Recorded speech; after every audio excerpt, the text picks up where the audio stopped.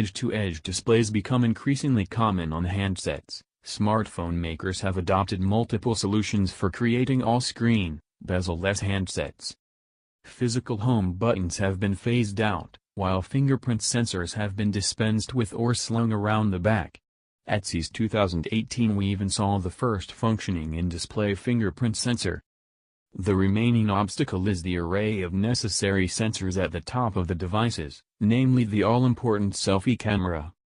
Apple chose to deploy a controversial notch for the iPhone X, while Samsung's latest phones still have a thin strip above the display to house the sensors. However, judging by a recently revealed patent, Samsung may be edging closer to an all-screen fascia. The patent, via Niawan, showcases multiple examples of a full-screen display, with holes for the various sensors, essentially allowing them to sit beneath the display. More in-display fingerprint hints. While Samsung's iteration shows the selfie camera in its normal position at the top of the handset, the company could conceivably place it anywhere, should the technology come to fruition. You could take selfies and take part in video calls simply by looking directly at your own image on the screen rather than at the camera itself.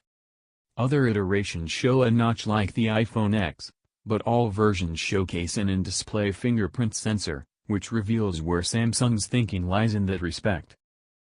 The patent entitled Electronic Apparatus Having a Hole Area Within Screen and Control Method thereof was filed with the World Intellectual Property Organization in May 2017, but is only seeing the light of day now.